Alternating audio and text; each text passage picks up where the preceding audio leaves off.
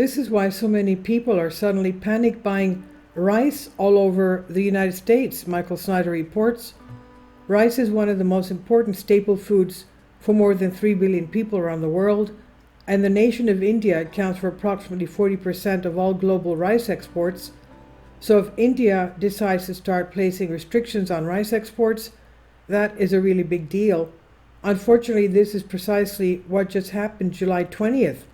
Less than a week ago, India banned the export of non-basmati white rice, and that has created a tremendous wave of panic all over the planet. You know, basmati rice is very nice, but it's one of the expensive rices that you can buy. Now, the Food and Consumer Affairs Ministry on July 20th banned the export of non-basmati white rice with immediate effect to stabilize the volatile retail price in the country. Rice production has taken a hit owing to the vagaries of weather such as heavy monsoon rains and in rice-producing states in the north and deficit rainfall in other parts of the country. Non-basmati rice is by far the most common rice used in Asia and Mexican cuisine. Normally, an enormous amount of non-basmati rice is exported from India to the United States, but very unusual weather patterns have been devastating crops in key rice-producing areas of India.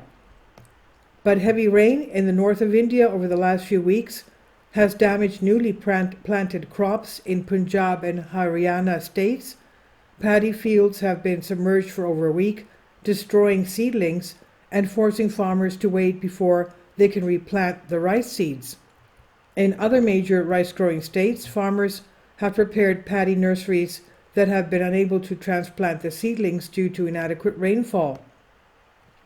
So authorities decided to ban the export of non-basmati rice, and news spread quickly among Indian Americans here in the United States.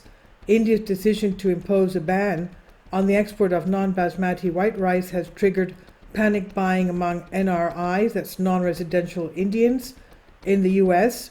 India accounts for more than 40% of the world's rice exports, and a cut in shipments could inflate food prices in the United States.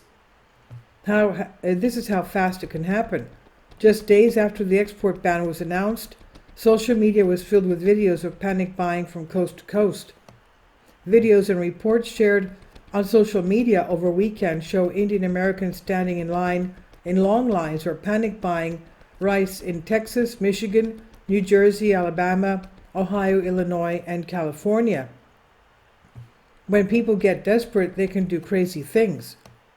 In fact, there was one report of some very desperate customers wrestling for a bag of rice in Dallas, Texas. There's a mad rush for rice in the United States after India banned exports. Several Indians were seen wrestling for a bag of rice in Dallas, Texas. Long queues to stock up on the rice at supermarket were also witnessed.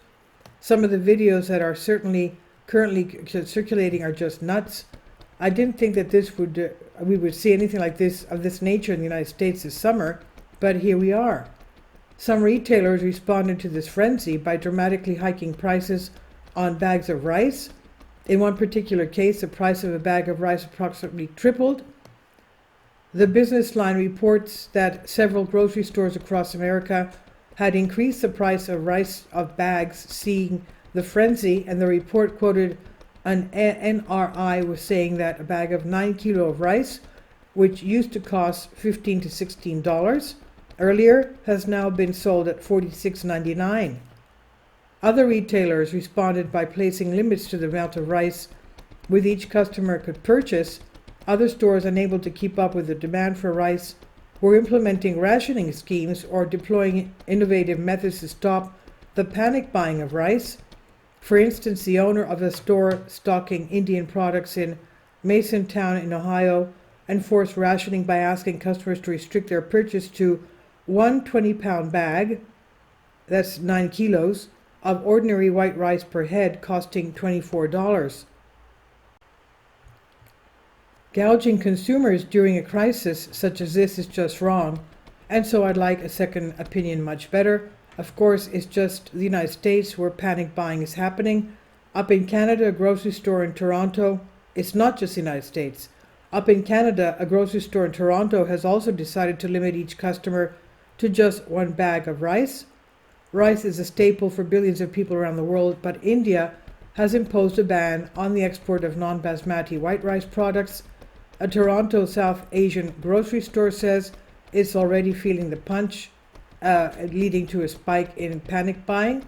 And what happened in the last couple of days? It's only a panic purchase. Salim Hassan, general manager at Mississauga's Iqbal Halal Foods, tells City News, "We used to have enough for 3 or 4 weeks. The stock was sold in just a couple of days," he said. Hassan says for the time being, the popular South Asian grocery store has implemented a restriction allowing each family to buy just 1 bag of rice. Needless to say, this rice panic is taking place at a time when hunger is rapidly growing all over the world. According to the United Nations, 2.4 billion people already do not have enough food to eat, and 900 million of them are facing severe food insecurity. Now the deal that had allowed Ukraine to ship grain through the Black Sea has been terminated, and India has decided to completely ban the export of non-basmati rice. Global hunger is going to get even worse during the weeks and months that are in front of us, and I'm extremely concerned about where all of this is eventually heading. But you aren't hearing much about this from mainstream media here in the United States, are you? Even though the presidential election is more than 15 months away, our major news networks are obsessively focused on it. That's extremely unfortunate because historic changes are taking place all over the world right now, and most Americans don't even realize that these changes are happening. This is by Michael Snyder. He says about the author, "My name is Michael, and my brand new book entitled End Times is now available on Amazon. In addition to my new book, I've written 6 other books available on Amazon, including 7-Year Apocalypse, Lost Prophecies of the Future of America, The Beginning of the End, and Living a Life That Really Matters, Commissions Earned. When you purchase any of these books, you help to support the work that I'm doing. And one way that you can really help is by sending copies as gifts to family and friends. Time is short, and I need help getting these warnings into the hands of as many people as possible. I've also started a brand new Substack newsletter, and I encourage you to subscribe so you won't miss any of the latest updates. I've published thousands of articles on the Economic Collapse blog, End of the American Dream, and the most important news. And the articles that I publish on those sites are republished on dozens of other prominent websites all over the globe. I always freely and happily allow others to republish my articles on their own websites, but I also ask that they included this about the author section with each article.